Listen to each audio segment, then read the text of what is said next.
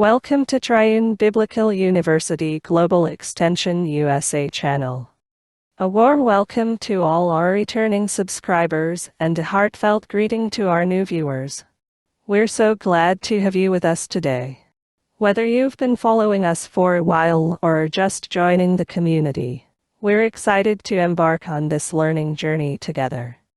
At Triune Biblical University Global Extension USA, we strive to provide valuable educational content that empowers you to grow, learn, and succeed. Your continued support and participation mean the world to us.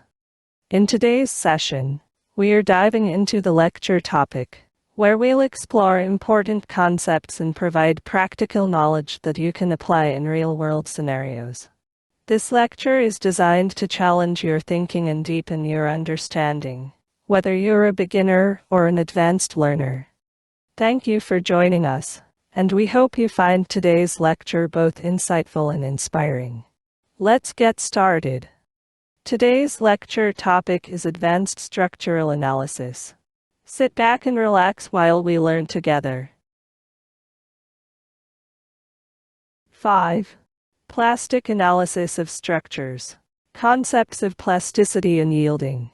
Plastic analysis is a critical aspect of structural engineering that deals with the behavior of structures under load beyond the elastic range.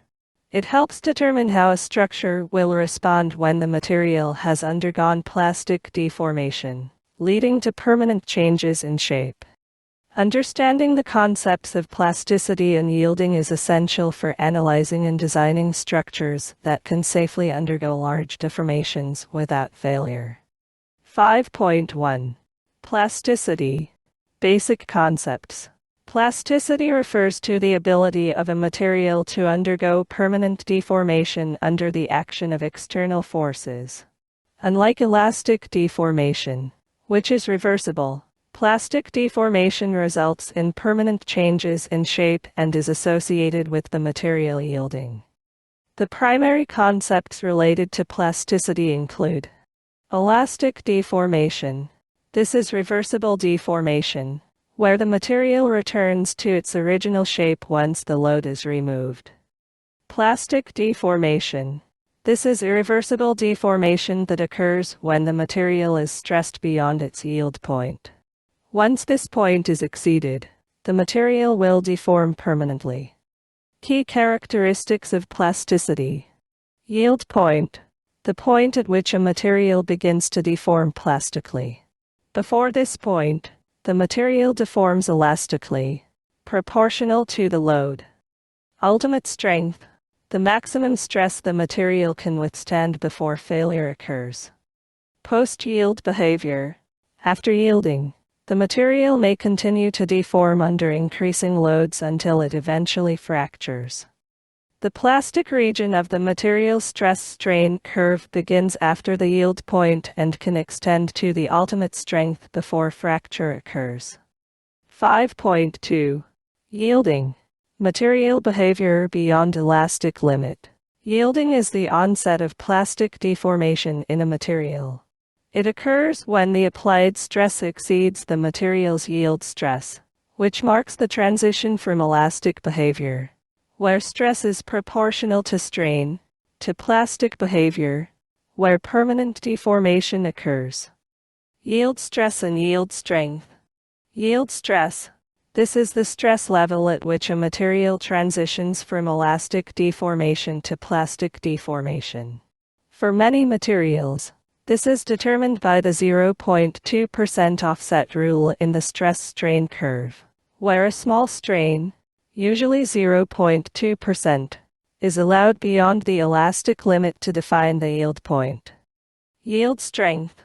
The yield strength is often used interchangeably with yield stress. It is the stress at which the material begins to deform plastically. Types of yielding. 1. Ductile yielding. Occurs in materials that can undergo significant plastic deformation before failure, e.g., steel, aluminum. In ductile materials, yielding can be observed through necking, or the localized reduction in cross-section before rupture. 2. Brittle yielding occurs in materials that fail with little to no plastic deformation, e.g., cast iron, glass. Brittle materials exhibit little to no yielding, and failure can be sudden after reaching the yield stress. 5.3. Plastic flow and the plastic hinge concept. Plastic flow. In structural analysis, plastic flow refers to the permanent deformation that occurs when a material's yield stress is exceeded. Once this threshold is reached, the material will deform without returning to its original shape.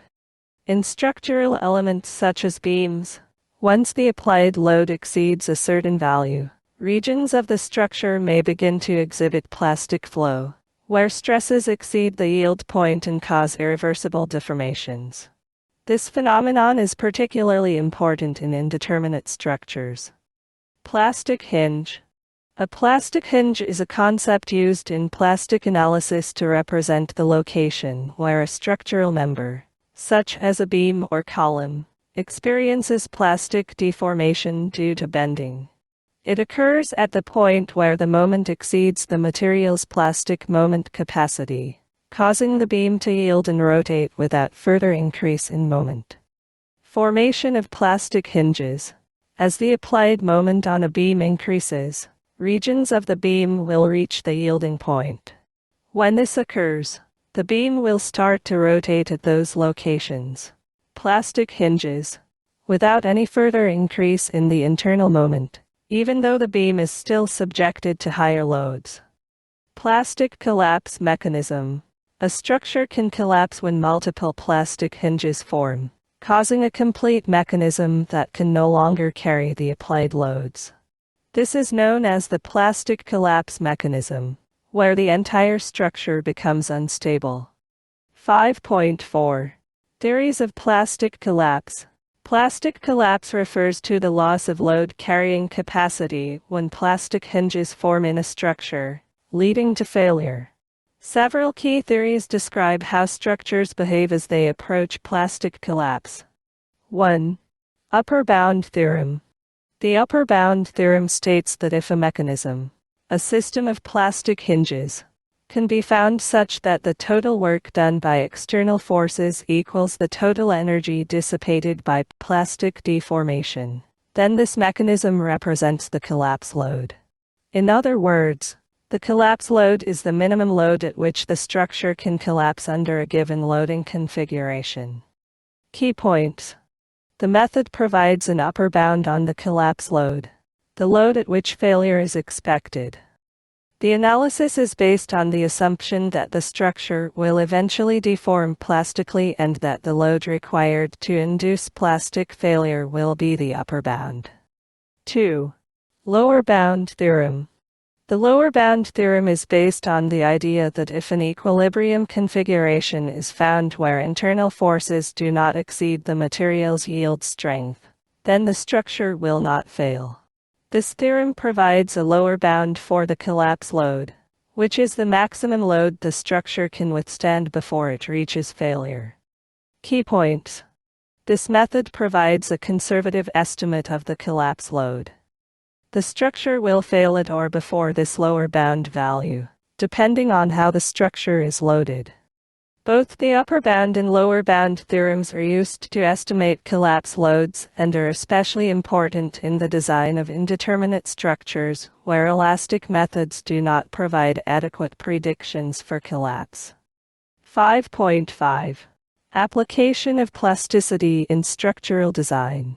In structural design, plasticity is often leveraged to allow for overload capacity beyond the elastic limit, providing additional safety in the event of unexpected loading scenarios. The goal is to design structures that are not only strong but also ductile and capable of withstanding loads beyond their elastic limit without catastrophic failure. Design for plastic hinges. In plastic design methods, structures are intentionally designed so that plastic hinges form in specific locations under overload conditions. This ensures that the structure can redistribute loads and maintain stability even after yielding occurs. Moment redistribution. In beam design, the plastic analysis allows for the redistribution of moments in the structure, helping to optimize the design of structural elements by ensuring that the material behaves in a ductile manner before failure. 1. Plastic design of beams. In plastic beam design, the beam is assumed to be designed so that it can develop a plastic hinge at certain points, such as the midspan or supports. By forming these plastic hinges, the beam can undergo significant rotations while still carrying loads. Plastic moment. The maximum moment a section can withstand without yielding. Plastic collapse. The design load is considered as the load that causes the formation of multiple plastic hinges in the structure, leading to collapse. 2. Plastic design of frames. For frame structures, plastic analysis allows for the design of frames to achieve optimal material usage by ensuring that plastic hinges form at specific locations, preventing catastrophic failure. The analysis also helps determine the residual strength after yielding, ensuring the structure retains enough load carrying capacity during plastic deformations. The concepts of plasticity and yielding are central to understanding the behavior of structures under load beyond their elastic limit. In structural analysis, plasticity allows engineers to design structures that can undergo significant plastic deformation without failure, which is crucial for safety and durability. Yielding marks the transition from elastic to plastic behavior, and the concept of plastic hinges enables engineers to predict how structures will behave under extreme loading conditions.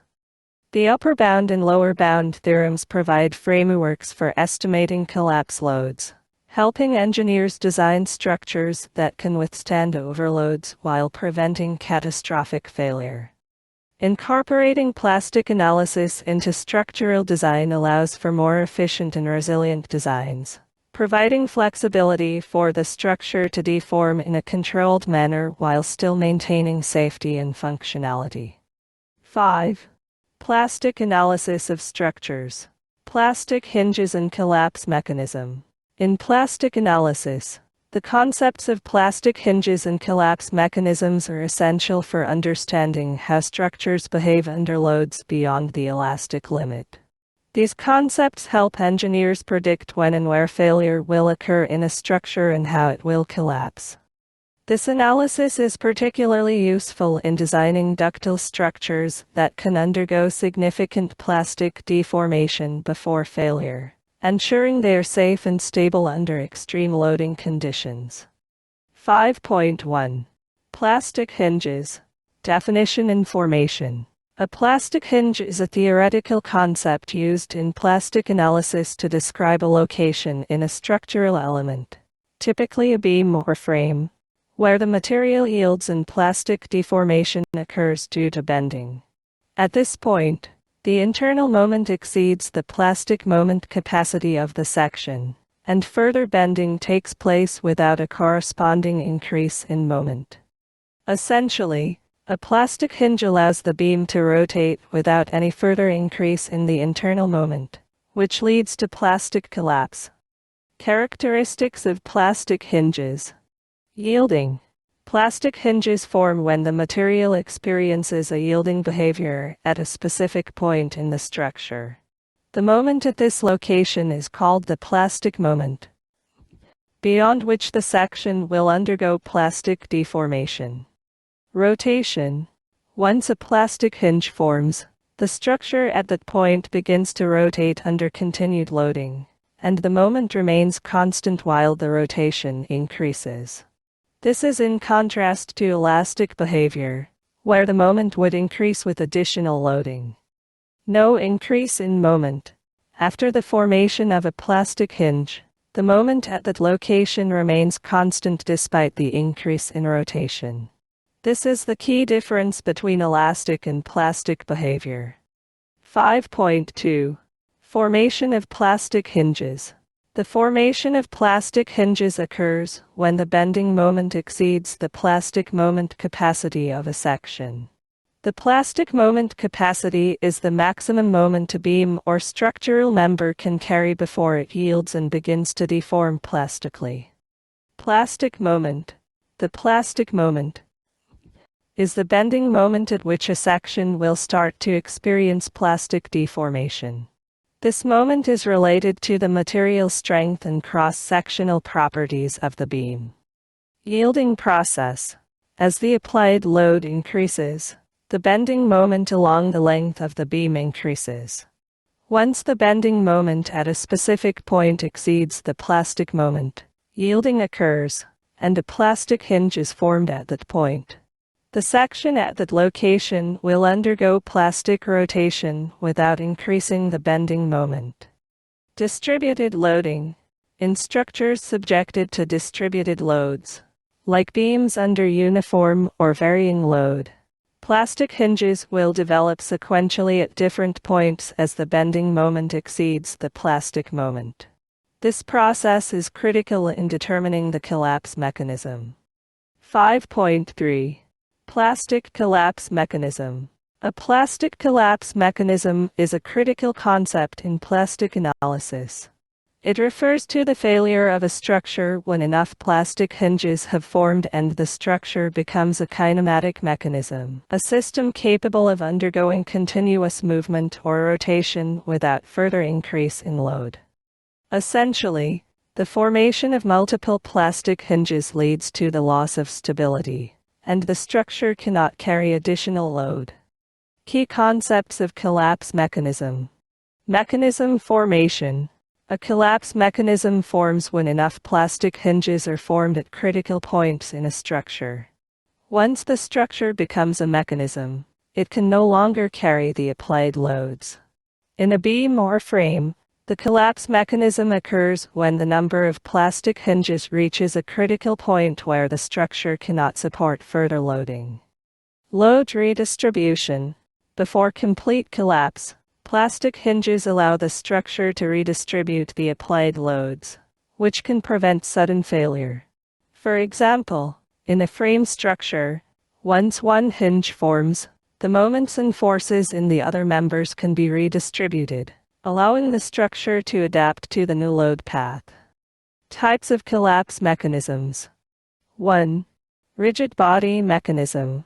This occurs when plastic hinges form in such a way that the entire structure undergoes rigid body motion. In this case, the structure is no longer stable, and any additional loading will lead to failure. 2. Deformation mechanism. Here, the structure remains in contact with the supporting foundation or other structural elements, but it deforms significantly due to the formation of plastic hinges. The structure can still carry some load, but its ability to resist further forces is compromised. 5.4. Plastic collapse in beams and frames. Plastic analysis is often used to determine the collapse load for structures like beams and frames. Understanding the formation of plastic hinges helps engineers identify the critical point where collapse is likely to occur, and how to design structures to prevent or control this behavior. 1. Plastic collapse of a simple beam. For a simply supported beam under a concentrated load, plastic hinges will typically form at the supports and at the point of maximum moment, usually the midspan of the beam. The plastic moment capacity is calculated based on the material and section properties. The beam will experience plastic deformation at the point of maximum moment when the applied load exceeds the plastic moment capacity. Once the first plastic hinge forms, the moment at that location remains constant, and further loading will cause additional plastic hinges to form. The beam will collapse once enough hinges have formed and it becomes a kinematic mechanism. 2. Plastic collapse of a frame. In a frame structure, collapse is typically more complex due to the interaction between beams and columns. However, the concept of plastic hinges remains the same. In frames, plastic hinges form at the locations where the internal moments exceed the plastic moment capacity, which usually occurs at Beam column joints. Midspan of beams or at locations of maximum moment. As the load increases, multiple plastic hinges form, redistributing the moments within the frame. The frame will collapse once enough plastic hinges form, and the structure reaches a plastic collapse mechanism. Plastic hinge formation in frames.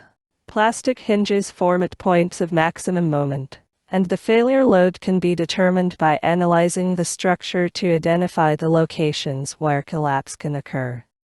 5.5. Collapse mechanism in indeterminate structures. In indeterminate structures, which are those with more supports than necessary to maintain equilibrium, such as continuous beams or frames, the plastic analysis approach can still be applied, but the formation of plastic hinges and the collapse mechanism becomes more complex. The process for determining collapse in indeterminate structures involves plastic redistribution of moments as plastic hinges form. Collapse in indeterminate structures. In indeterminate structures, plastic hinges form sequentially as the applied loads exceed the plastic moment capacity of various structural members. These structures allow for moment redistribution, meaning that the internal moments can be adjusted by the formation of plastic hinges at various locations. This helps delay the collapse but ultimately leads to the formation of a collapse mechanism. Static indeterminacy. The more indeterminate the structure, the more plastic hinges must form before collapse, but once enough hinges have formed, the structure will collapse. Example: for a continuous beam under a uniform load, plastic hinges will form at the midspan and supports. As plastic hinges form, the moment distribution changes, and additional hinges form until the structure becomes a mechanism and collapses. 5.6. Plastic design and collapse control. In plastic design, the goal is to design structures such that plastic hinges form at controlled locations, allowing the structure to redistribute loads and maintain stability under extreme loading. The plastic design method ensures that the structure can undergo plastic deformations without catastrophic failure. Key aspects of plastic design. Formation of hinges at predictable locations. Engineers design the structure so that plastic hinges form at specific, predictable locations, e.g., midspan or support locations. Collapse mechanism control.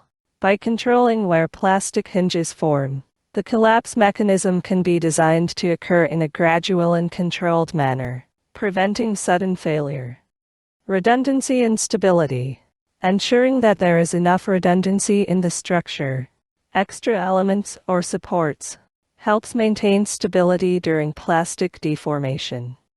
The concepts of plastic hinges and collapse mechanisms are fundamental in understanding how structures behave when subjected to loads beyond their elastic limits. In plastic analysis, the formation of plastic hinges allows for the redistribution of loads, which can delay collapse and ensure that failure occurs in a controlled manner. By analyzing and designing for these behaviors, engineers can create structures that are both strong and ductile, ensuring that they can withstand extreme loading conditions while preventing sudden failure. By understanding and applying the principles of plasticity and collapse mechanisms, engineers can design structures that effectively manage large deformations and maintain structural integrity under overload conditions. 5. Plastic analysis of structures. Upper and lower bound theorems.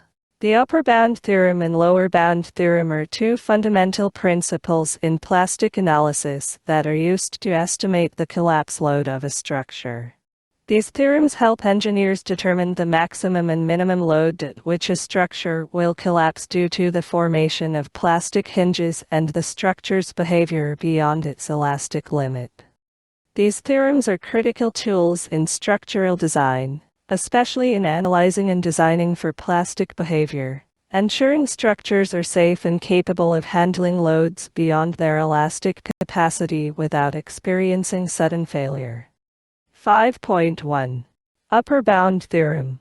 The upper bound theorem is used to estimate the maximum load at which a structure will collapse.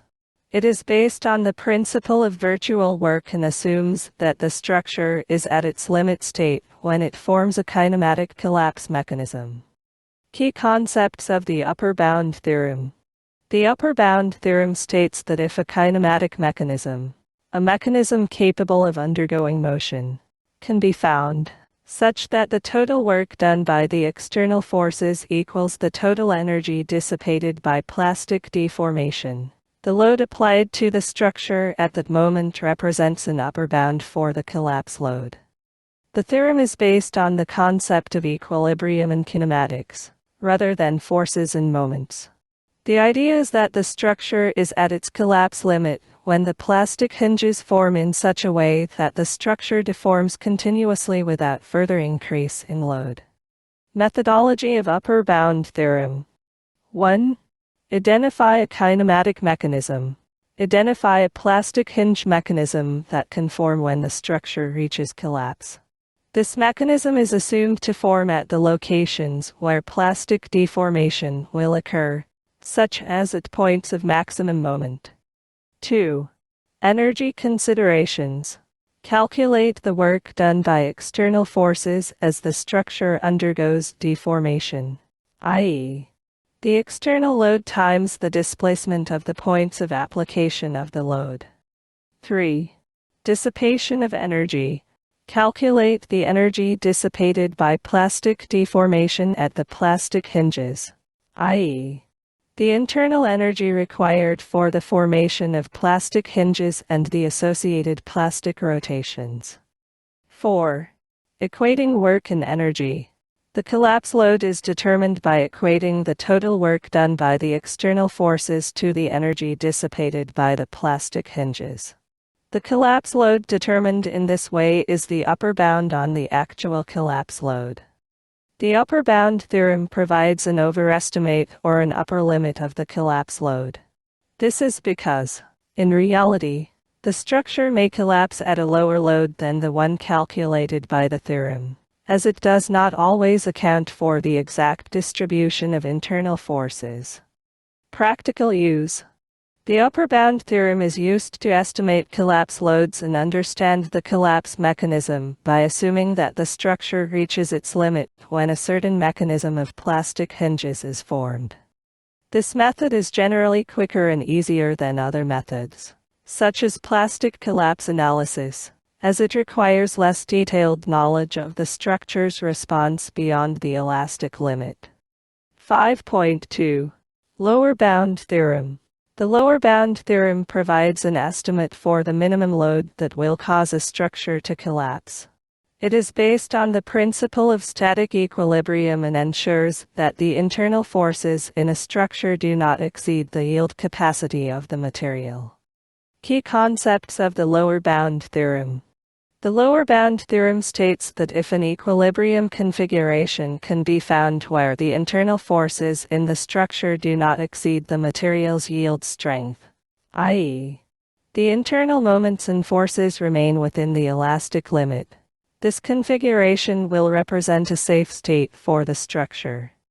This means that the collapse load will be greater than or equal to the load predicted by the lower bound theorem. The collapse load determined using the lower bound theorem provides a conservative estimate of the load that will cause failure. Methodology of lower bound theorem. 1. Equilibrium of internal and external forces. In the lower bound theorem, you must ensure that the structure is in static equilibrium, meaning the internal forces at any point in the structure do not exceed the material's yield strength. 2. Safe design configuration. To use the lower bound theorem, you identify a safe equilibrium configuration that satisfies both the equilibrium conditions and the material strength constraints. This involves ensuring that the structure can carry the applied load without exceeding the material's yield stress. 3. Internal forces and moments. Calculate the internal moments and forces at key points in the structure, such as at supports and midspan, ensuring that these internal forces do not exceed the plastic moment capacity of any section. 4. Collapse load determination. The collapse load is the maximum load that the structure can carry without violating the equilibrium conditions and the yield strength constraints. This value is a lower bound for the actual collapse load. The lower bound theorem provides a conservative estimate of the collapse load because it assumes that the internal forces are distributed in such a way that the structure remains in equilibrium without yielding beyond the yield strength. Practical use. The lower bound theorem is used to establish the minimum collapse load, ensuring that a structure is designed to resist failure under maximum expected loads. It provides safety by ensuring that the design does not exceed the material strength, which would lead to plastic deformation and collapse. 5.3. Comparison between upper bound and lower bound theorems. Feature: upper bound theorem, lower bound theorem. Methodology: based on kinematics, movement and deformation. Based on static equilibrium, forces and moments.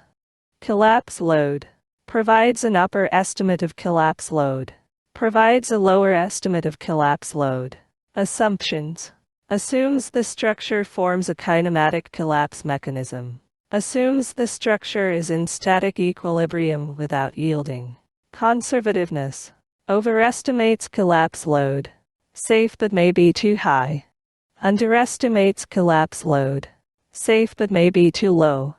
Applicability: useful for quick estimates of collapse load and identifying collapse mechanisms. Useful for safety and ensuring the structure will not fail under expected loads.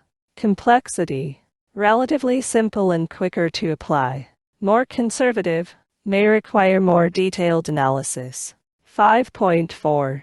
Practical applications of upper and lower bound theorems.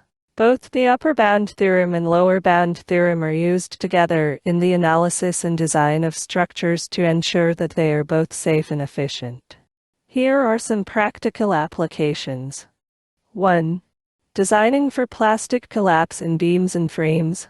The upper bound theorem is useful when designing beams or frames to determine the maximum load at which collapse may occur, considering the formation of plastic hinges. The lower bound theorem helps ensure that the structure will not collapse at lower load levels, providing a safe design load based on the yield strength of the material. 2. Structural safety and redundancy. In redundant structures, such as multi-span beams or multi-story frames, engineers can use the lower bound theorem to ensure that the structure is safe under typical load conditions, while the upper bound theorem can estimate how the structure will behave under extreme loads or in the event of overload. 3. Collapse load estimation for indeterminate structures. For indeterminate structures, the upper bound theorem helps estimate when a collapse mechanism might form, while the lower bound theorem ensures that the internal forces in the structure do not exceed the material's yield capacity during typical loading. 4. Evaluating structural performance beyond elastic limit.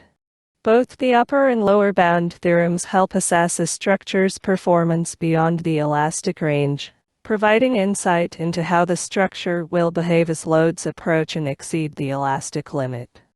The upper bound and lower bound theorems are essential tools in plastic analysis. They provide engineers with methods to estimate the collapse load of structures, ensuring that designs are both safe and efficient. By using these theorems together, engineers can accurately predict the failure behavior of structures under extreme loading and ensure that the structures remain safe even when subjected to loads that exceed their elastic limit. 5. Plastic analysis of structures. Application to indeterminate structures.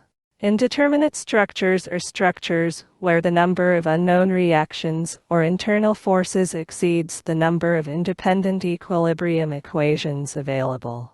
These types of structures cannot be fully analyzed using just static equilibrium methods. and they typically require methods like compatibility conditions and plastic analysis to determine how the structure will behave under load. In plastic analysis, indeterminate structures present a more complex challenge because they have the ability to redistribute internal forces as plastic hinges form, thereby changing the load distribution in the structure. The plastic analysis of indeterminate structures is crucial for understanding how they respond under loads beyond their elastic limit, and ensuring they can carry those loads safely before collapse. 5.1. Plastic analysis of indeterminate structures. Challenges and key concepts. In indeterminate structures, the internal forces and reactions cannot be determined directly using equilibrium equations alone, as indeterminate structures. Instead, compatibility and material properties, i.e., yield behavior, must be incorporated into the analysis. Key challenges in applying plastic analysis to indeterminate structures include: 1. Force redistribution. As plastic hinges form, the load distribution changes, and the structure can redistribute forces and moments. This redistribution complicates the analysis. 2. Multiple plastic hinges. The formation of multiple plastic hinges causes the structure to shift from a statically determinate state to a kinematic mechanism or plastic collapse mechanism. 3. Internal and external forces. In indeterminate structures, the plastic analysis must account for both the internal forces redistributed by plastic hinges and the external loads acting on the structure. 4. Equilibrium versus compatibility. While equilibrium, forces and moments, must be satisfied, additional constraints like compatibility, the requirement for structural deformation to be consistent, must also be considered in the analysis. 5.2. Plastic collapse mechanism for indeterminate structures. In indeterminate structures, the process of plastic collapse involves the formation of plastic hinges at various points of the structure. The goal of plastic analysis is to predict the collapse load and the sequence in which plastic hinges will form. This sequence will determine the collapse mechanism and how the structure behaves when subjected to excessive loads. Step-by-step process for plastic analysis of indeterminate structures. 1. Determine the collapse mechanism. For indeterminate structures, the collapse mechanism is determined by identifying the formation of plastic hinges at key points of the structure. Engineers use kinematic analysis, based on the virtual work principle, to identify how and where the plastic hinges form, and how the structure deforms. In some cases, it may be helpful to assume that certain plastic hinges will form and then solve for the collapse load that causes these hinges. 2. Apply the upper bound theorem. Using the upper bound theorem, engineers can assume a kinematic collapse mechanism and find a collapse load. The mechanism is assumed to form when the structure undergoes plastic rotation at the points where the plastic hinges develop. The collapse load is determined by equating the external work done by the applied loads with the internal energy dissipated through plastic deformation at the plastic hinges. The upper bound approach gives an overestimate of the collapse load, meaning that the structure will collapse at a load lower than or equal to the value predicted by the upper bound theorem. 3. Force redistribution. In an indeterminate structure, once a plastic hinge forms, the internal force distribution will change. For example, the formation of a plastic hinge can lead to a redistribution of moments along the structure, which could result in the formation of new hinges at other critical points. The process continues until the structure reaches a kinematic collapse, where the number of plastic hinges is sufficient to allow the structure to fail. 4. Use the lower bound theorem. The lower bound theorem is used to estimate the minimum collapse load. It assumes that the structure is in a static equilibrium condition, where the internal forces do not exceed the yield strength of the material. By ensuring that no section exceeds its plastic moment capacity, the lower bound theorem provides a conservative estimate of the collapse load that ensures the structure remains safe under expected loading conditions. The collapse load determined using the lower bound theorem is a lower bound to the actual collapse load and provides a safety check for the structure. 5.3. Example: plastic analysis of a continuous beam. Consider a continuous beam that is indeterminate, i.e., it has more supports than the minimum required for equilibrium. The goal is to determine the collapse load and the sequence in which plastic hinges will form under loading. Step 1. Identify potential locations for plastic hinges. The first step is to determine where plastic hinges are likely to form. Typically, this will occur at the locations of maximum bending moments, such as the midspan of the beam or near the supports. Step 2. Apply the upper bound theorem. Assume a kinematic mechanism where plastic hinges will form at the critical points of the beam, usually at the midspan and at supports. Calculate the external work done by the applied loads as the beam undergoes deformation. Determine the internal energy dissipation due to the plastic deformation at the plastic hinges. Use the upper bound theorem to estimate the collapse load by equating the external work to the internal energy. Step 3. Force redistribution. Once the first plastic hinge forms, e.g., at the midspan, the internal forces and moments in the beam will redistribute. New plastic hinges may form at other points to accommodate this redistribution. The process of plastic hinge formation continues until enough hinges have formed to create a kinematic collapse mechanism. Step 4. Apply the lower bound theorem. Using the lower bound theorem, calculate the minimum load that would cause the beam to collapse. This involves ensuring that the internal moments and forces at all points along the beam do not exceed the plastic moment capacity. The lower bound theorem provides a safe load level by ensuring that the beam will not collapse at a lower load than predicted by this method. 5.4. Special considerations for indeterminate structures. Redundancy and safety. Indeterminate structures generally have more redundancy, extra supports and elements, than determinate structures.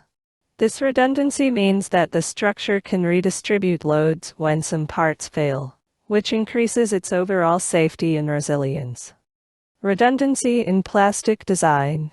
In indeterminate structures, the plastic redistribution of forces can allow the structure to adjust to the failure of individual components, making it more resistant to collapse. This is why plastic analysis is particularly useful in designing ductile structures that can absorb significant loads before failure. Influence of restraints. The placement and type of restraints, e.g., fixed supports, in indeterminate structures play a significant role in how forces are redistributed when plastic hinges form. A fixed support can introduce additional moments that need to be accounted for during the plastic analysis. Compatibility of deformations. In indeterminate structures, it is essential to consider compatibility conditions, ensuring that the deformation of the structure is consistent across the entire system. This condition ensures that the structure behaves realistically, accounting for how deformation and plastic hinge formation interact. The plastic analysis of indeterminate structures involves more complexity than for determinate structures due to the additional constraints, internal force redistributions, and multiple plastic hinge formations. The key steps are: 1. Identifying where plastic hinges will form and how the structure will deform. 2. Using the upper bound theorem to estimate an upper collapse load by considering the kinematic collapse mechanism. 3. Applying the lower bound theorem to determine a lower collapse load that ensures the structure remains safe. 4. using force redistribution and ensuring compatibility in the structure's deformation. This method of analysis is vital for the design of ductile structures that can redistribute internal forces and withstand large deformations without catastrophic failure. Understanding how indeterminate structures behave under excessive loading ensures that engineers can create structures that are both strong and resilient in extreme conditions. 6. Energy methods in structural analysis. Work and energy principles. In structural analysis, work and energy principles are fundamental to understanding how structures respond to external forces and deformations. These principles are particularly useful for analyzing the behavior of structures under load, especially when the systems are complex, and direct methods, like equilibrium equations, are difficult to apply. Energy methods are based on the idea that work done by external forces is related to the deformation energy stored within a structure. These principles form the foundation for several key methods, including Castigliano's theorem and the virtual work method, which are commonly used in advanced structural analysis. 6.1. Work energy principle. The work energy principle states that the work done by external forces acting on a structure is equal to the change in the structure's internal energy, or potential energy, due to its deformation. This principle is useful for deriving relationships between forces and displacements. Key concepts. Work is defined as the force applied over a displacement. W equals F equals F dx, where WW is the work done by the force FF applied over a displacement. Internal energy is the energy stored within the structure due to deformation, primarily as strain energy. It is the energy required to deform the material of the structure elastically. This energy is recovered when the structure returns to its original shape after the load is removed. External work and strain energy. The external work done by the applied forces is converted into strain energy. This relationship is fundamental to energy methods in structural analysis, particularly when dealing with deformation and displacement. 6.2. Strain energy in a structural element. The strain energy in a structural element is the energy stored due to its deformation under load. For a linear elastic system, the strain energy UU in a member subjected to axial load, bending, shear, or torsion can be calculated using the following general formulae. Axial deformation. For a member under axial load PP, Waxial equals P2L2 axial equals 2E2L, where PP is the axial load, LL is the length of the member, E is the modulus of elasticity, and AA is the cross-sectional area. Bending deformation. For a member under bending moment, a bending equals M equals. Where is the bending moment? E is the modulus of elasticity, and 2 is the moment of inertia of the cross-section. Shear deformation. For a member under shear force VV, a shear equals V equals. Where VV is the shear force, GG is the shear modulus, and AA is the cross-sectional area. Torsional deformation. For a member under torsional moment TT, a torsion equals T2L2 G torsion equals 2L, where TT is the torsional moment, LL is the length of the member, GG is the shear modulus, and JJ is the polar moment of inertia. Strain energy in terms of deformation. The strain energy stored in a structure is often the sum of the energies stored in each member or component. The total strain energy in a structure can be written as U total equals waxial plus a bending plus a shear plus a torsion. U total equals waxial plus a bending plus a shear plus a torsion. The total strain energy represents the deformation energy accumulated in the structure due to the applied loads, and it is key in the calculation of displacements using energy methods. 6.3. Principle of virtual work.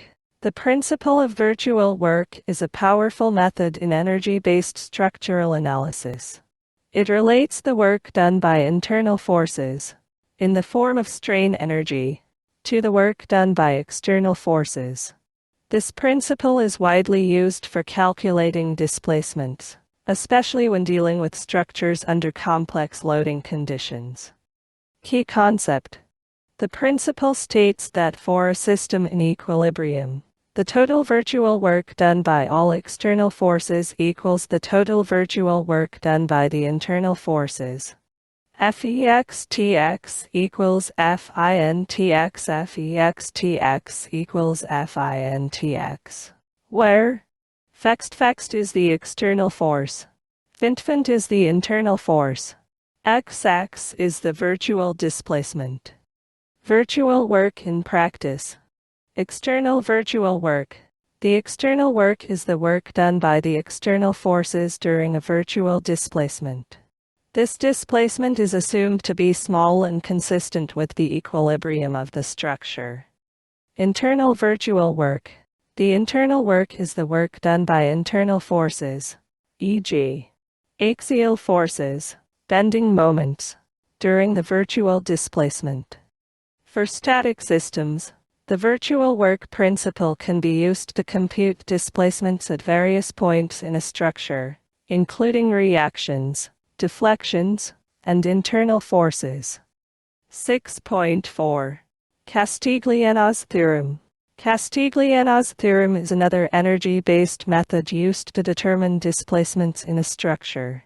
It is based on the concept of strain energy and relates the displacement in any direction to the partial derivative of the total strain energy with respect to the applied load in that direction.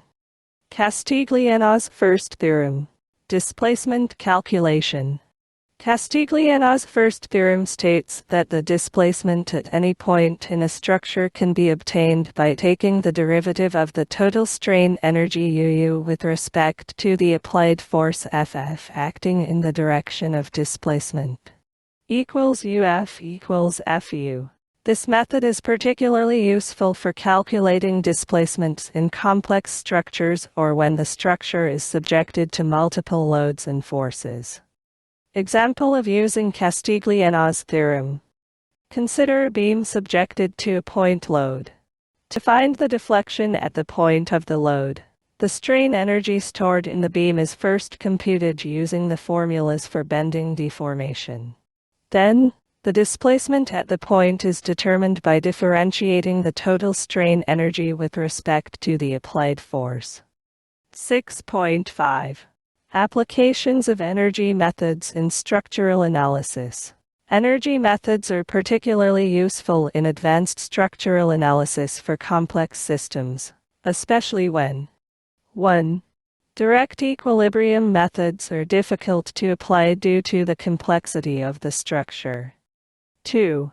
Deflections and displacements need to be determined with high accuracy, such as in continuous beams, frames, or indeterminate structures.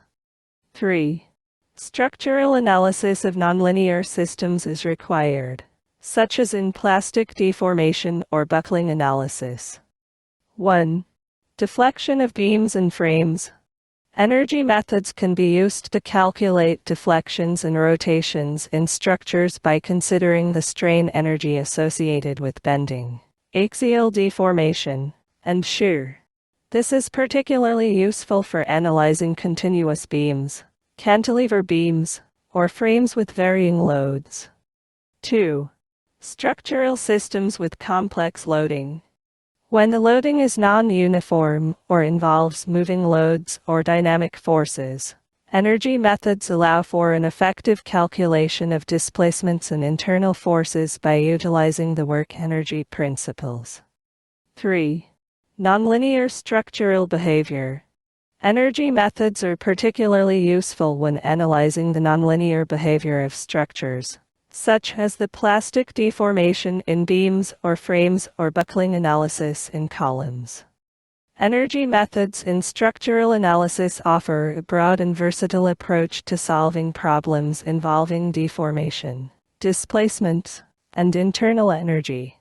They provide a powerful alternative to traditional methods based on equilibrium and are particularly useful for indeterminate structures, complex loading, and nonlinear behavior. The core principles, work and energy, virtual work, and Castigliano's theorem are fundamental tools for engineers working on advanced structural analysis, enabling them to accurately predict how structures will respond under various loading conditions and ensuring safe, efficient designs. 6. Energy methods in structural analysis. Castigliano's theorems. Castigliano's theorems are fundamental principles in energy-based structural analysis, providing a method to calculate displacements and internal forces in a structure based on the strain energy stored due to deformation. These theorems are particularly useful for analyzing indeterminate structures, where direct solutions through equilibrium equations alone are insufficient. They are widely used to calculate displacements and internal forces in complex structural systems. 6.1. Castigliano's first theorem. Displacement calculation. Castigliano's first theorem states that the displacement, or rotation, of a point in a structure due to an applied load can be calculated by taking the derivative of the total strain energy UU with respect to the applied load FF at that point. Mathematical expression equals UF equals FU, where is the displacement at the point where the load is applied, in the direction of the load. UU is the total strain energy in the structure. FF is the applied force or load. Conceptual understanding. Strain energy UU represents the energy stored in the structure as it deforms due to external forces. Displacement is the result of this deformation caused by the applied force FF. The displacement at a specific point in the structure can be calculated by differentiating the strain energy expression with respect to the applied load at that point. This method is particularly useful for calculating deflections in complex structures, such as beams, trusses, and frames, where direct calculation via equilibrium methods is difficult. 6.2. Example of Castigliano's first theorem. Consider a beam subjected to a bending moment. The strain energy due to bending is given by U equals mxu equals, where is the bending moment, E is the modulus of elasticity, 2 is the moment of inertia of the beam's cross-section, represents an infinitesimal length element along the beam. To find the displacement at a point due to the applied bending moment, we take the derivative of the total strain energy with respect to equals equals mu. 6.3. Castigliano's second theorem. Force calculation. Castigliano's second theorem provides a way to calculate internal forces in a structure by taking the derivative of the total strain energy UU with respect to the displacement at a specific point. This theorem is particularly useful for calculating internal forces such as axial forces, bending moments, or shear forces when the displacements of the structure are known. Mathematical expression. F equals UF equals U, where FF is the internal force, e.g., axial force, bending moment. UU is the total strain energy in the structure, is the displacement at the point where the internal force is being calculated. Conceptual understanding. This theorem states that the internal force at any point in the structure can be determined by differentiating the strain energy expression with respect to the displacement at that point. This approach is often used when the structure is subjected to complex loading, and we need to calculate the internal forces after determining the displacements. 6.4. Example of Castigliano's second theorem. Consider a beam under a point load PP causing a deflection at a point. The total strain energy in the beam under this load includes contributions from both the bending and axial deformations. To determine the internal force at a point in the beam, Castigliano's second theorem is applied. For a bending deformation, the internal moment can be calculated by differentiating the strain energy UU with respect to the displacement at the point of interest. 6.5. Applications of Castigliano's theorems. 1. Deflection of complex structures. Castigliano's first theorem is especially useful for determining deflections in indeterminate structures where traditional methods of equilibrium are inadequate. The theorem provides a systematic way to calculate deflections by relating the applied load to the energy stored in the structure. 2. Internal force calculation. Castigliano's second theorem is commonly used to calculate internal forces, such as shear, bending moments, or axial forces, once the displacements in a structure are known. This method is used in situations where it is challenging to directly compute forces using traditional methods of equilibrium. 3. Structural optimization. Energy-based methods like Castigliano's theorems can be useful in structural optimization to minimize material usage while ensuring that the structure meets specific performance criteria, including displacement and internal force constraints. 4. Nonlinear structural behavior. Castigliano's theorems can be adapted for nonlinear structural analysis, especially for problems involving plastic deformation or buckling. In such cases, the relationship between force and displacement is not linear, but Castigliano's methods still provide a useful framework to calculate internal forces and displacements. 5. Analyzing continuous systems.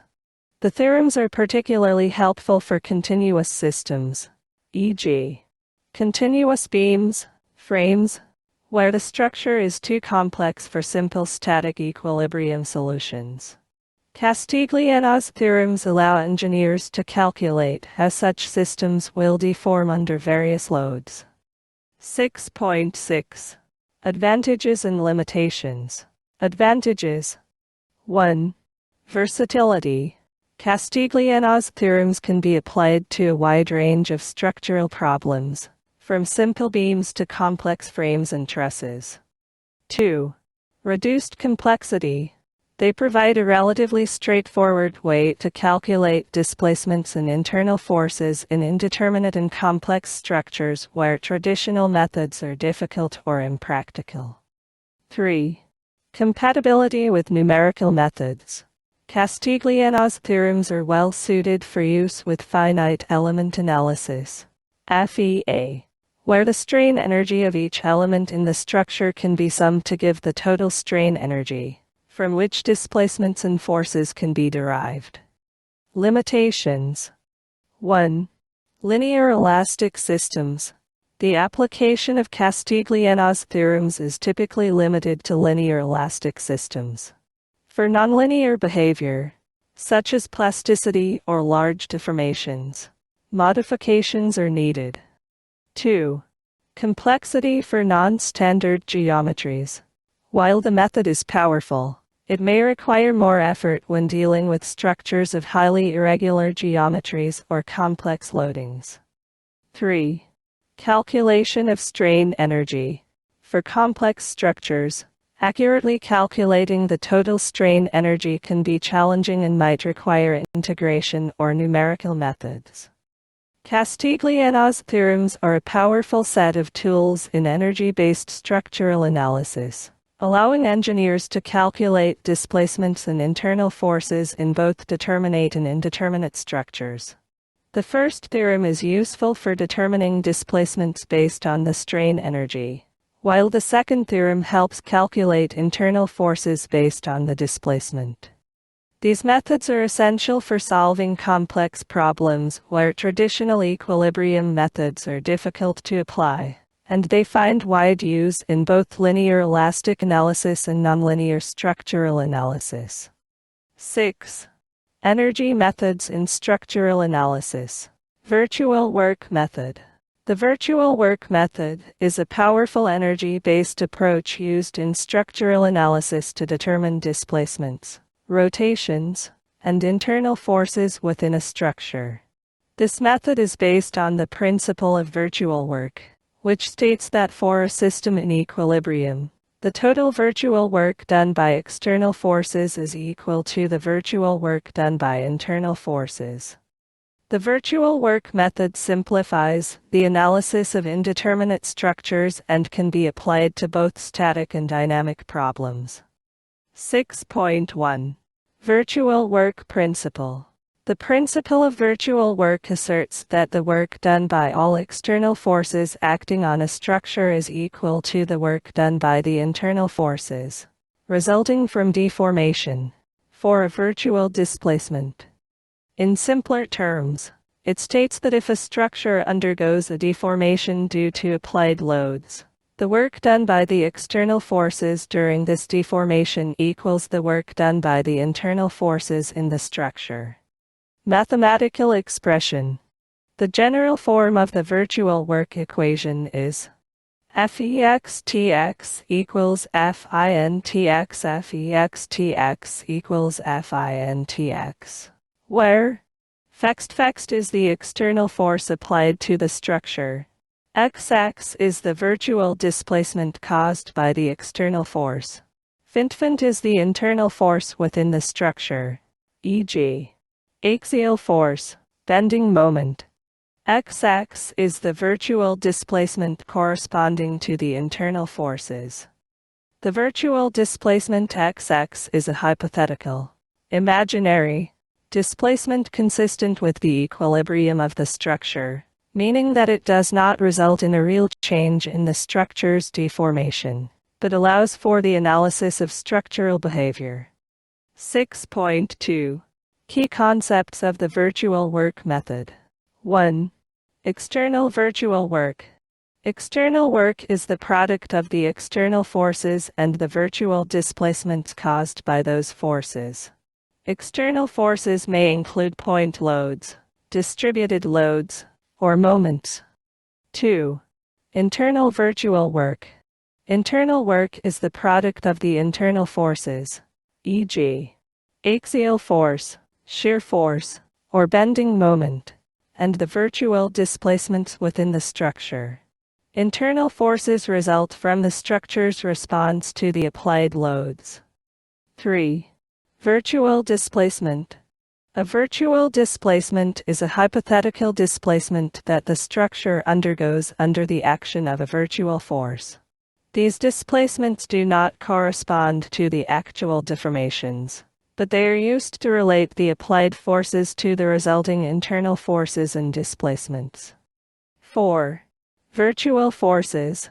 A virtual force is an imaginary force or moment applied to the structure to facilitate the calculation of displacements or internal forces using the virtual work principle.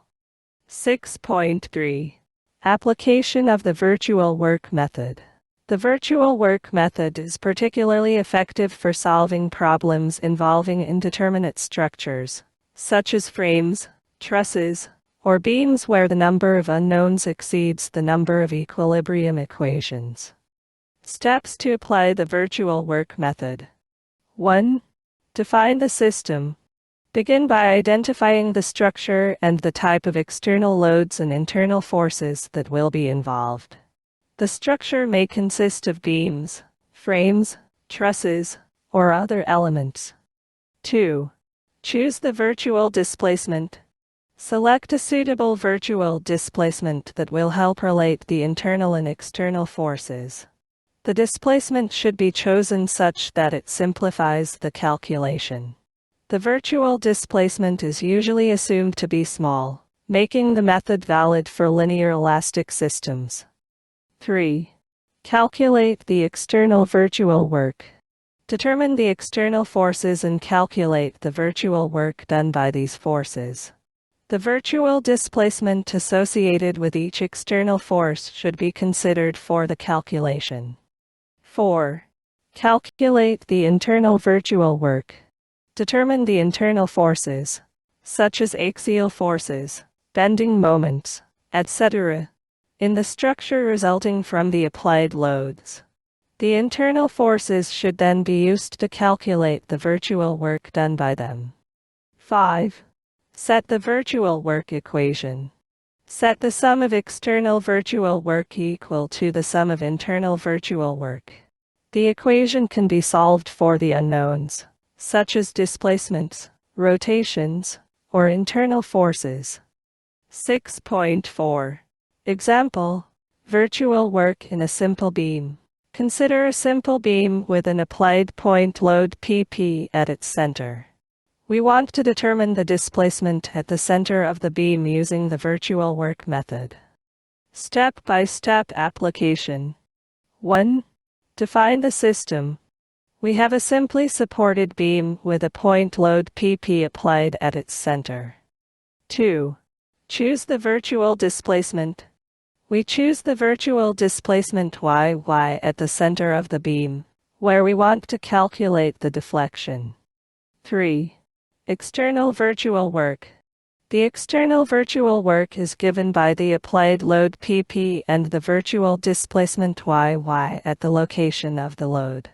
Since BP is applied at the center of the beam, the virtual displacement at this point corresponds to the actual displacement we want to find. Wext equals PYWEXT equals PY. 4. Internal virtual work. The internal forces are the reactions at the supports, which cause bending in the beam. The internal bending moment M10 at a distance along the beam from the left support, due to the load PP, is given by M10 equals P L2 10 M10 equals P 2L 10, where LL is the length of the beam. The virtual displacement at any point in the beam can be represented by a virtual moment virtual, which is typically chosen as a unit force applied at the point where the deflection is sought. The internal virtual work is given by Wind equals 10, Wind equals 10, where E is the modulus of elasticity and 2 is the moment of inertia of the beam's cross-section. 5. Set the virtual work equation. By setting the sum of external and internal virtual work equal, we can solve for the displacement YY. Py equals 10, EIdx By equals 10. This equation can then be solved to find YY, the displacement at the center of the beam. 6.5. Advantages and applications of the virtual work method. Advantages. 1. Simplicity. The virtual work method is conceptually simple and can be easily applied to a wide range of structures. 2. Indeterminate structures. It is particularly useful for solving problems involving indeterminate structures, where the number of unknowns exceeds the number of static equilibrium equations. 3. Versatility. The method is applicable to both linear and nonlinear systems, to some extent, as long as the virtual displacements are small and the material behaves elastically. Applications. 1. Structural deflection. The virtual work method is frequently used to calculate deflections in complex structures like frames, trusses, and beams. 2. Indeterminate structures. The method is especially useful in indeterminate analysis, such as continuous beams, multi-span frames, and cantilever structures. 3. Dynamic analysis. It can also be extended to dynamic problems, helping to determine the dynamic response of structures to moving loads, vibrations, or seismic forces. 6.6. Limitations of the virtual work method. 1. Linear elastic systems. The virtual work method is generally limited to linear elastic systems where the relationship between force and displacement is linear. 2. Small displacements. The method assumes that the displacements are small enough to use linear approximations, which may not be valid for large deformations. 3. Complex internal forces. In some cases, calculating the internal forces, especially for structures with complex geometry or loading, can be challenging and may require additional methods. The virtual work method is a fundamental and versatile technique in structural analysis that simplifies the calculation of displacements, internal forces, and reactions in complex structures. By applying the principle of virtual work, engineers can analyze both determinate and indeterminate structures efficiently. Its ability to handle complex loading conditions and solve indeterminate structural problems makes it an essential tool in the field of structural engineering. 6. Energy methods in structural analysis. Application to structural deflection. Energy methods, including the virtual work method and Castigliano's theorems, are commonly used to determine the deflections, displacements, of structures under applied loads. These methods are particularly useful in cases where the structure is indeterminate or when the geometry and loading are complex.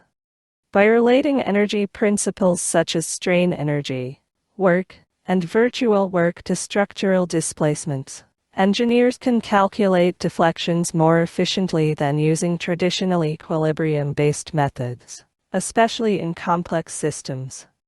6.1. Understanding structural deflection.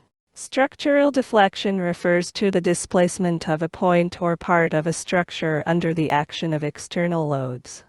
The deflection can be due to bending, axial, shear, or torsional deformations, and it is a crucial factor in structural analysis as it impacts the serviceability and stability of a structure.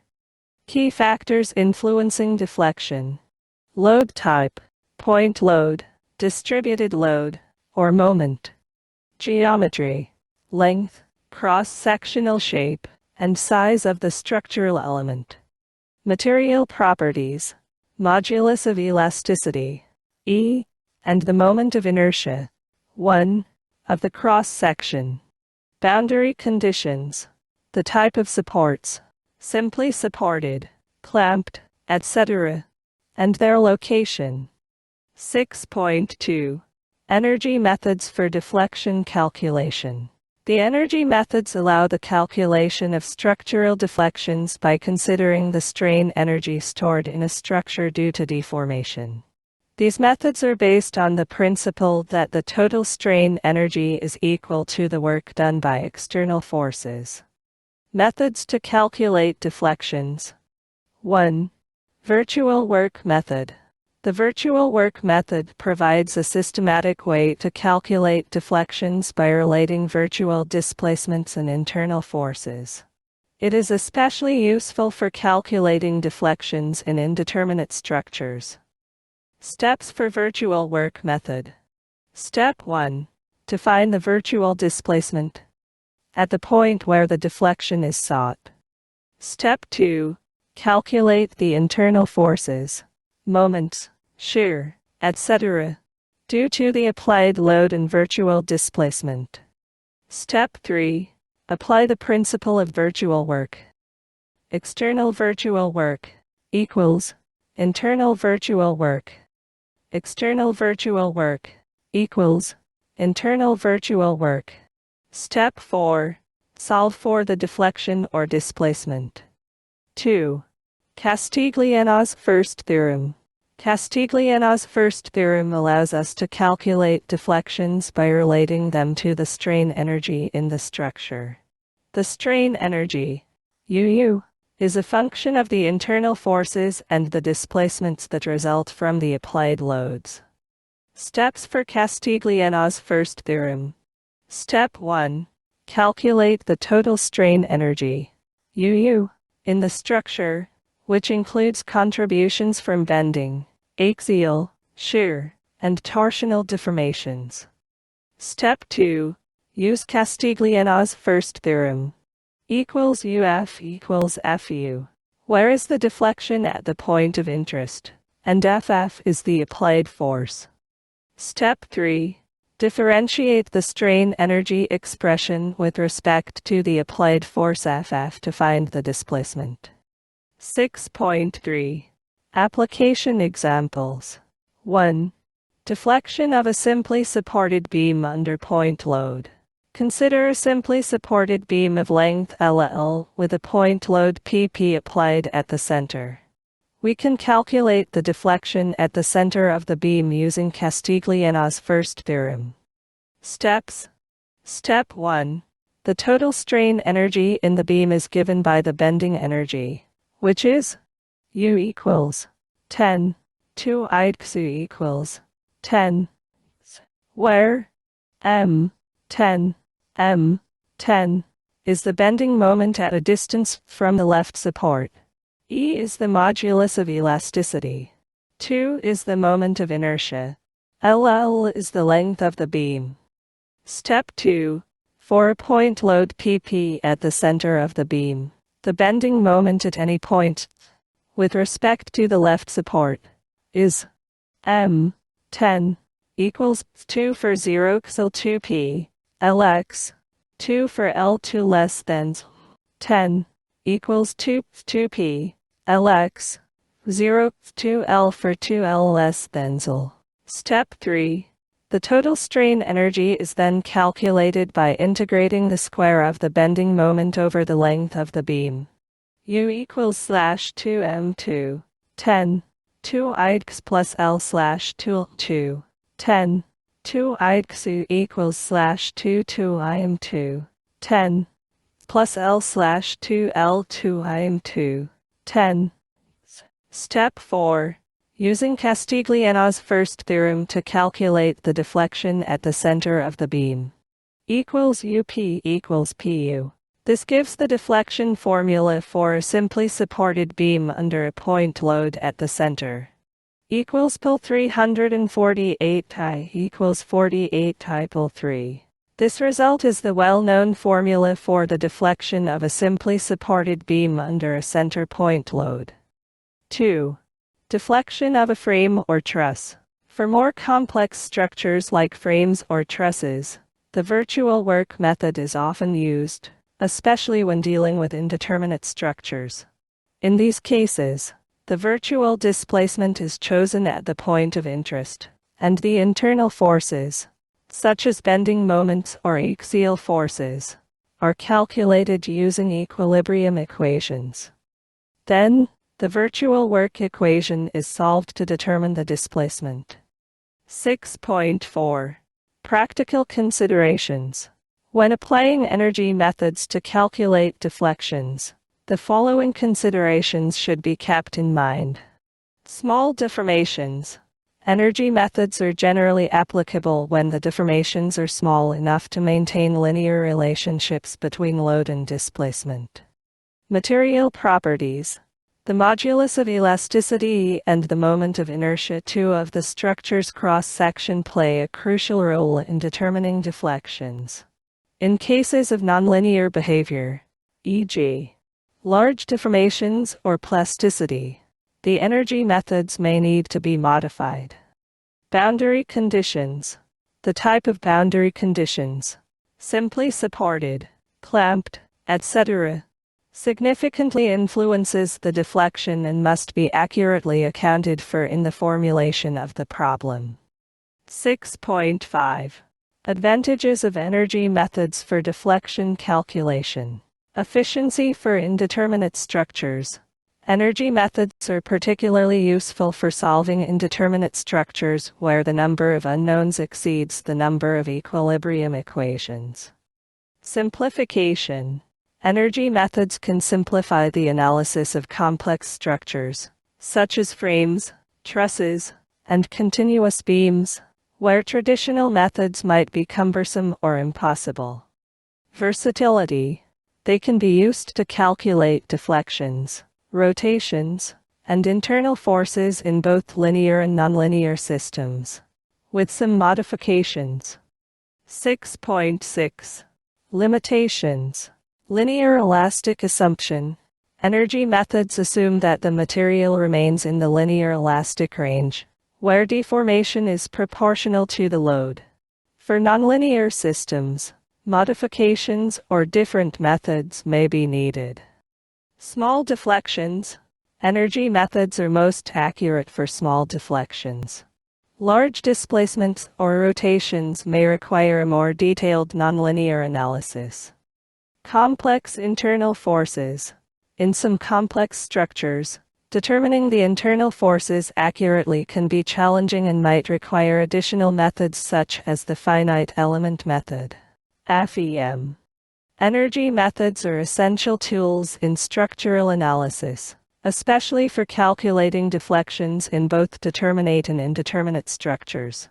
By relating strain energy to structural deformation, methods like Castigliano's theorem and the virtual work method provide efficient means for determining displacements and rotations.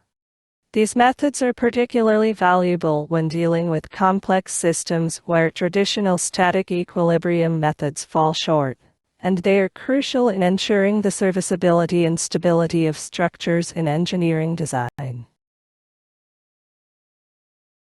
7. Structural analysis of frames and trusses. Analysis of plane frames using matrix methods. The analysis of plane frames using matrix methods is a powerful approach that allows for the efficient and systematic solution of complex indeterminate structures.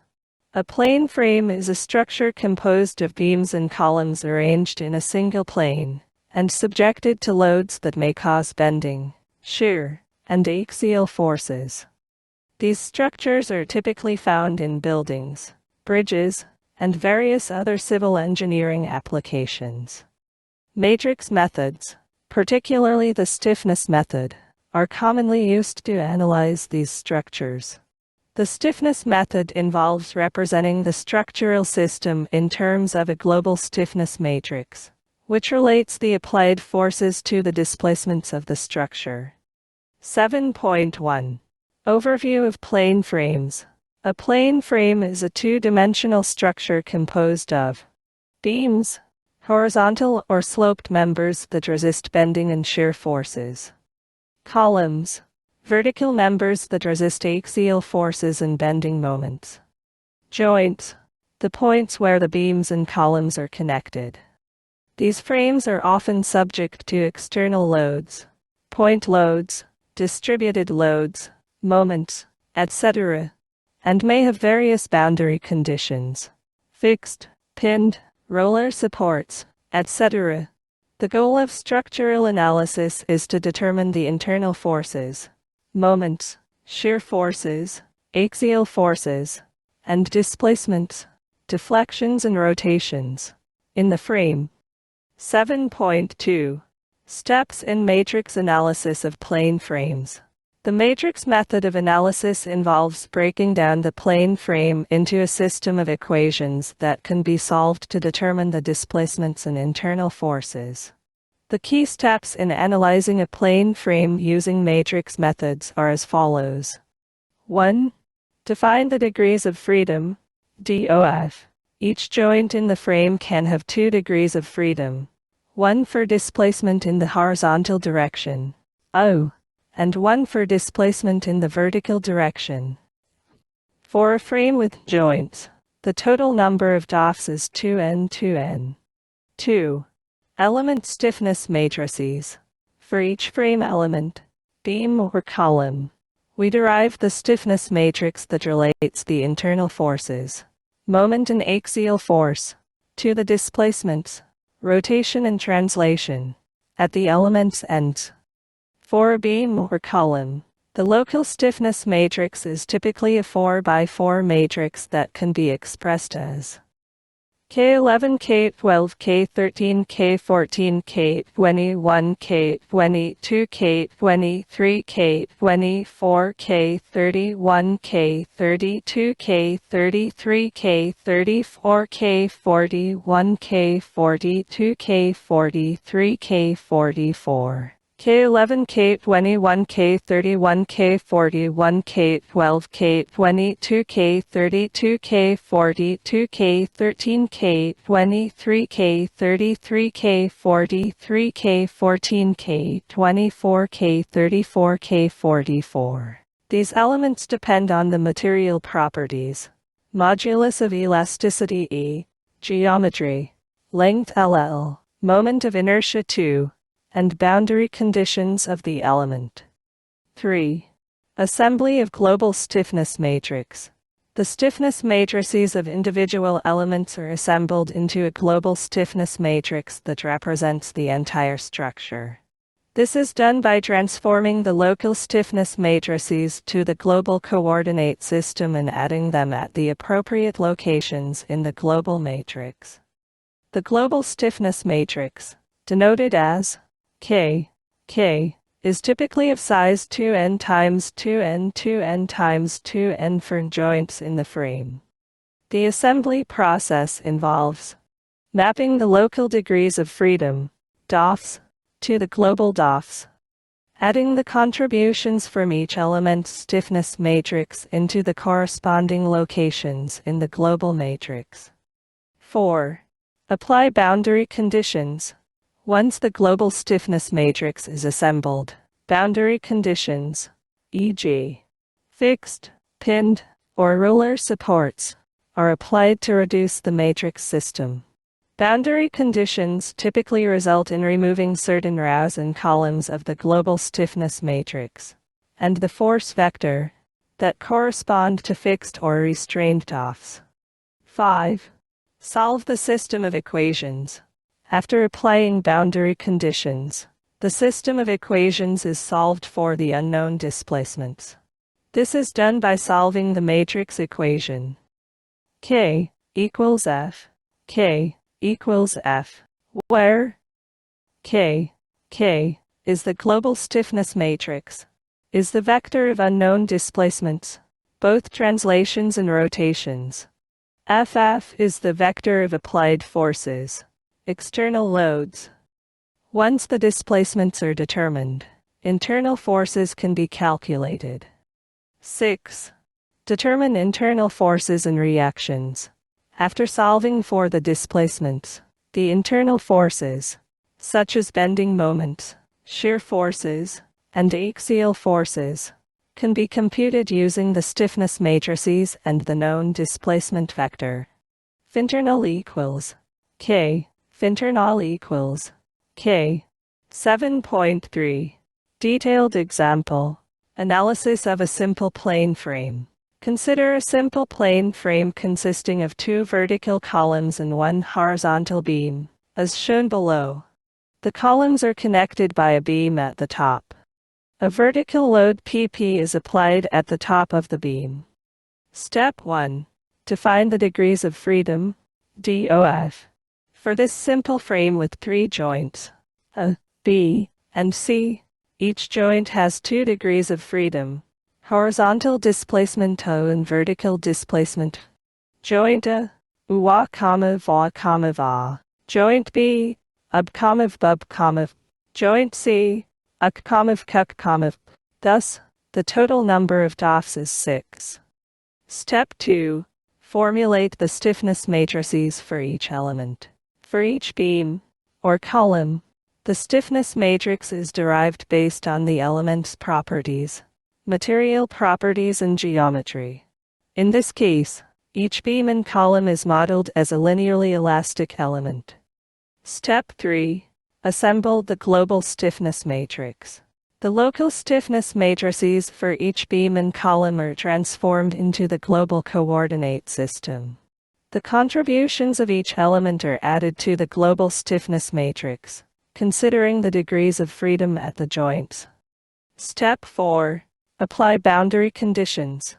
If the frame is simply supported at joint A, fixed in the vertical direction and free in the horizontal direction, and joint C, pinned, we apply the boundary conditions by eliminating the appropriate rows and columns from the global stiffness matrix. Step 5. Solve the system of equations. After applying the boundary conditions, We solve the system of equations for the unknown displacements, such as y, vava, ubub, ucuc, and Step 6. Calculate internal forces. Once the displacements are known, internal forces, bending moments, shear forces, and axial forces at different locations in the frame can be calculated by substituting the displacements into the corresponding stiffness equations for the elements. 7.4. Advantages of matrix methods for frame analysis. 1. Efficiency. Matrix methods significantly reduce the time and complexity of solving large and indeterminate structural systems. 2. Automation. These methods can be easily implemented in computer software, e.g., SAP 2000, ANSYS, etc., making it possible to solve complex frames and trusses quickly. 3. Flexibility. Matrix methods can handle various boundary conditions, loading conditions, and structural types with ease. 4. Accuracy. These methods provide highly accurate results, especially when combined with finite element analysis, FEM, for more detailed modeling. 7.5. Limitations of matrix methods. 1.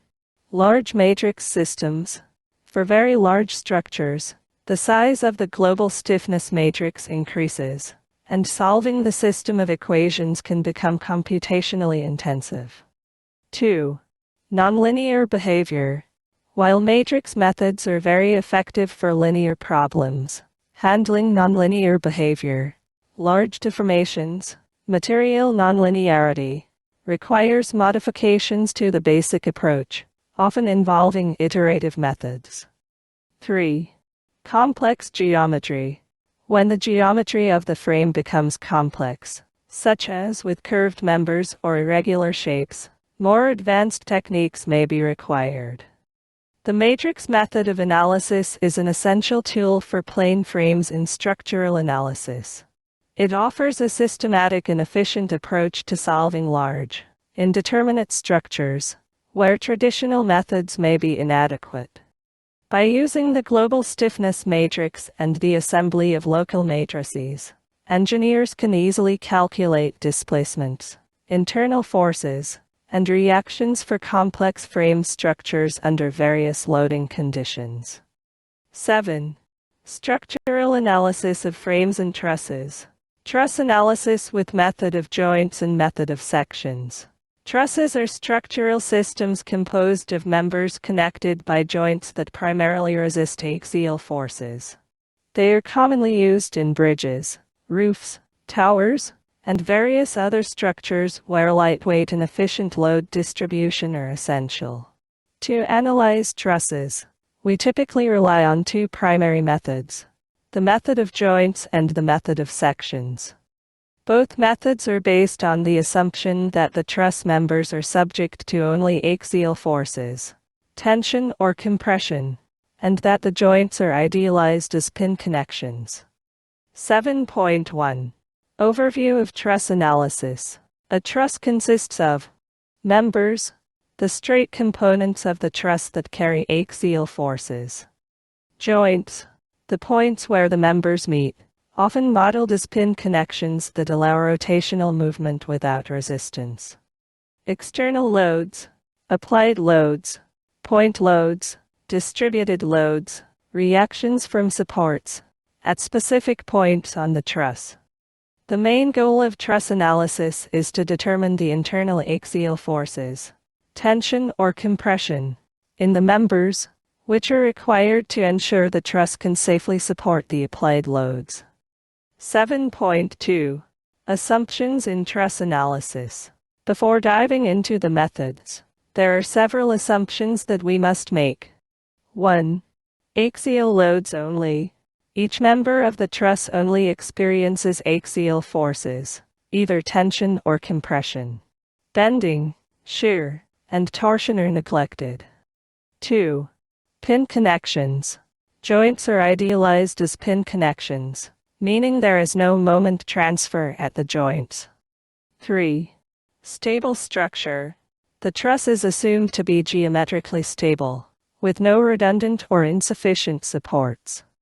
7.3. Method of joints. The method of joints is a systematic approach that focuses on solving for the forces in each member by analyzing the equilibrium of each joint. Steps in the method of joints. 1. Determine reactions. First, determine the support reactions using static equilibrium equations for the entire truss. For a 2D truss, there are three equilibrium equations: f equals 0, phi equals 0, equals 0, equals 0, phi equals 0, equals 0. These equations are used to calculate the reactions at the supports. 2. Isolate joints. Select a joint where at least one or two unknown forces are known or can be solved directly. A joint is considered in equilibrium if the sum of all forces acting on it is 0. The equilibrium equations for a joint in 2D are Fx equals 0, phi equals 0, equals 0, phi equals 0. These equations are used to solve for the unknown forces in the members connected to that joint. 3. Solve for member forces. For each joint, write the equilibrium equations and solve for the unknown forces in the members. The forces in the members will either be tension, pulling away from the joint, or compression, pushing toward the joint. 4. Proceed to adjacent joints. Once the forces in the members connected to the joint are known, move to an adjacent joint and repeat the process until all member forces are determined. Example of the method of joints. Consider a simple truss with three joints, A, B, and C, and three members, AB, BC, and AC. Suppose a load PP is applied at joint B, and the reactions at the supports are known. By starting at joint A, you can solve for the forces in members A, B, and AC, and then move to joint B to solve for the force in member BC. Advantages of the method of joints. Simple and easy to apply to small trusses. Direct solution for the forces at each joint. Disadvantages of the method of joints. Can be inefficient for large trusses with many joints and members, as the number of calculations increases rapidly.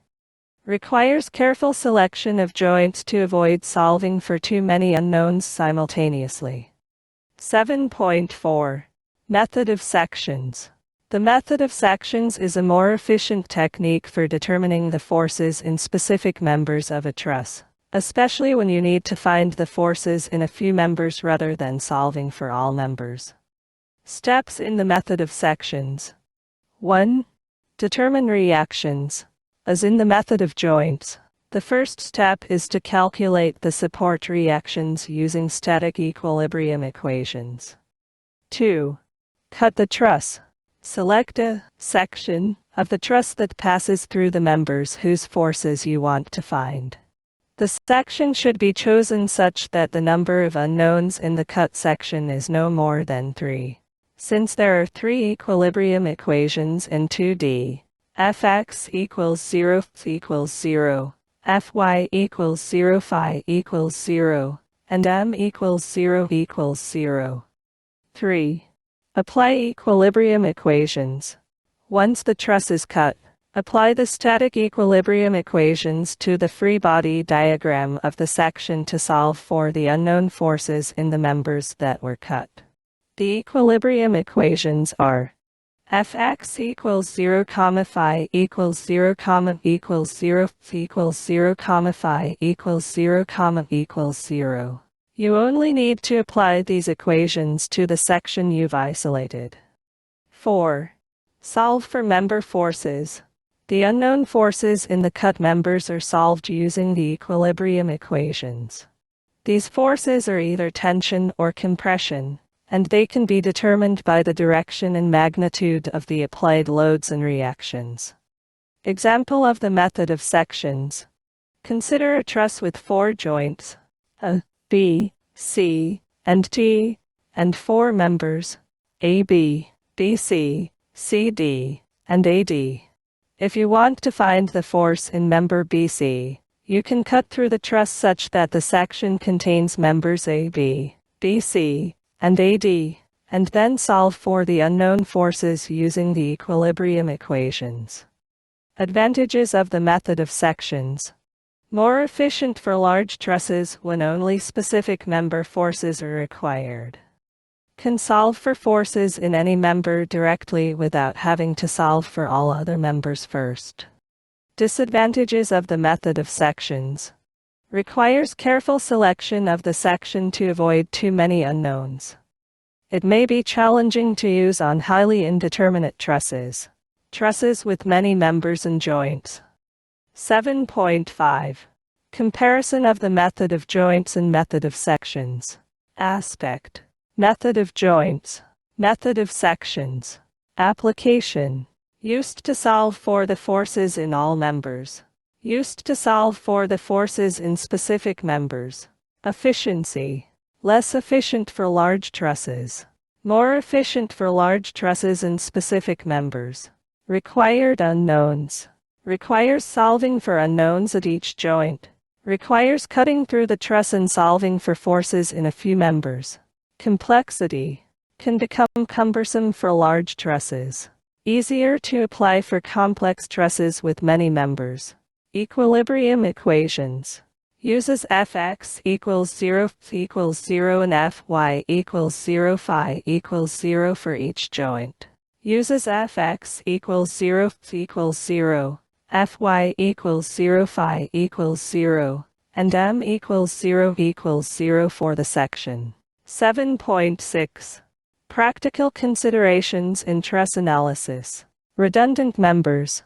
Some trusses may have redundant members, which can be detected through the Euler's truss criterion for stability, and will require more advanced methods like the matrix method or finite element method for accurate analysis. Indeterminate trusses. The method of joints and method of sections are best suited for determinate trusses, those that can be solved using equilibrium equations. For indeterminate trusses, trusses with more members than necessary, you may need to use flexibility or stiffness matrix methods to analyze the internal forces and displacements. Geometric and material nonlinearity. In cases of large deformations or nonlinear material behavior, the assumptions of the truss analysis methods, that members only carry axial forces, may no longer hold, and more advanced methods like nonlinear finite element analysis may be needed. The method of joints and method of sections are fundamental techniques for analyzing trusses in structural engineering.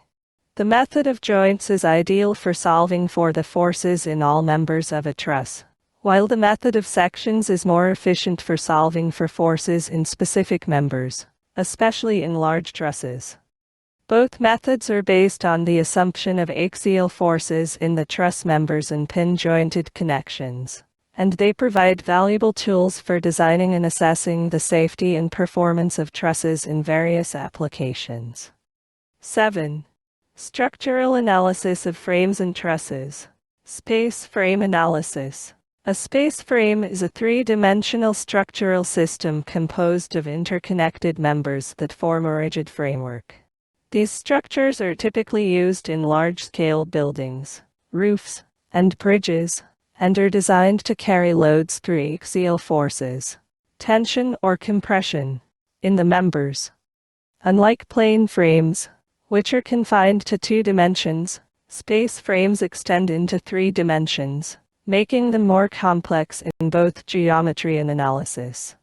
In space frame analysis, the goal is to determine the internal forces, axial forces, shear forces, and bending moments, and the displacements, deflections and rotations, of the frame members under applied loads. Space frames are often modeled as trusses or rigid frames, but they differ significantly from plane frames in terms of their three-dimensional geometry and loading conditions. 7.1.